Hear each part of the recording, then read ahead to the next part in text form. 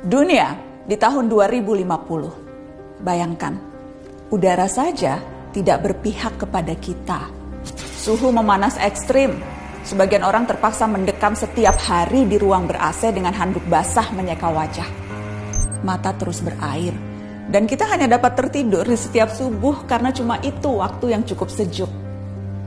Di luar tembok rumah kita, peningkatan suhu menyebabkan kekeringan parah di banyak belahan dunia. Hanya orang kaya yang bisa membayar air. Keran-keran di tempat publik dikunci. Hutan-hutan terbakar. 2 miliar orang berhadapan langsung dengan suhu yang bisa meroket sampai 60 derajat Celcius. Titik panas di mana tubuh manusia tak dapat bertahan lebih dari 6 jam. 2050, permukaan laut naik drastis menyebabkan badai ekstrim. Kota-kota pesisir tersapu pasang dan banjir menewaskan ribuan dan menggusur jutaan orang. Beberapa kota terpadat di dunia tenggelam, termasuk Alexandria, Kairo, Mumbai, Shanghai, Bangkok, dan tentu saja Jakarta. Orang-orang harus mengungsi ke tempat yang lebih tinggi. Setiap hari kita akan melihat foto rombongan keluarga mengarungi banjir. Yang agak beruntung bisa tetap tinggal di rumah dengan air hingga mata kaki. Seperti Jakarta di tiap musim banjir, tapi ini di seluruh dunia. 2050. Pandemi bukan hanya varian COVID. Perubahan suhu, banjir, urbanisasi, dan pergerakan populasi manusia mengakibatkan penyebaran penyakit. Setengah dari populasi dunia beresiko tertular malaria atau demam berdarah.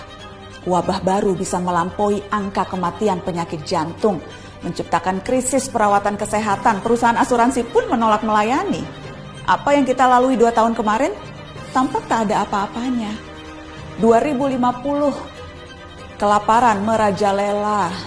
Populasi dunia meningkat sampai 9 miliar jiwa, walau tingkat kesuburan manusia menurun.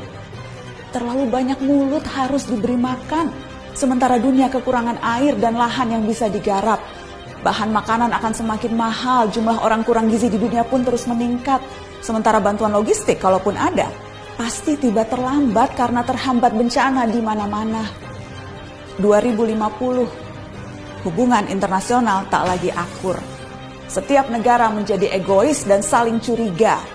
Perdagangan global macet karena negara-negara berhenti mengekspor dan memilih mempertahankan sumber daya mereka sendiri. Padahal jutaan orang butuh bermigrasi. Tapi banyak negara lockdown dan menjaga perbatasan dengan tentara. Sedikit kesalahpahaman akan menciptakan perang. Dan seperti biasanya, netizen lalu memperuncing keadaan dengan memenuhi media sosial dengan teori konspirasi dan video-video propaganda. Teman-teman, meski terdengar seperti naskah disaster movie, itu tadi tidak mengada-ngada, menghayal atau menakut-nakuti. Semua gambaran itu berbasis pada penelitian dan data-data saintifik. Hitungan skenario 2030, 2050, 2100 per tahun semuanya ada.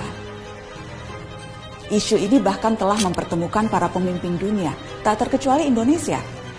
Kemarin Presiden Jokowi hadir dalam KTT COP26, sebuah forum tingkat tinggi yang diikuti 197 negara. Mereka membicarakan masa depan, rencana untuk menghalangi skenario-skenario tadi terwujud. Memang sulit, karena masing-masing negara punya kepentingannya sendiri. Akan ada tarik ulur yang berbelit-belit, tapi kesepakatan harus dilaksanakan. Dunia harus melakukan pengurangan karbon secara progresif, mencapai target 0 emisi segera. Negara-negara maju yang secara historis lebih bertanggung jawab harus mau membantu pendanaan negara-negara lain untuk ikut memerangi krisis iklim. Dunia berpacu dengan waktu. Gelisah tidak akan menghalangi 2050 sampai di kalender kita. Kita harus serius mempelajari isu ini, termasuk mengawal kebijakan dan langkah-langkah pemerintah. Sorotan terhadap COP26 menegaskan Indonesia selama tinggal di planet yang sama tidak terbebas dari resiko maupun tanggung jawab. Ada yang bisa kita lakukan sebagai individu, tentu saja itu perlu. Namun rangkaian kebijakan negara yang berdampak signifikan, itu yang paling kita butuhkan, segera. Kita tak bisa memilih planet, tapi masa depan bisa.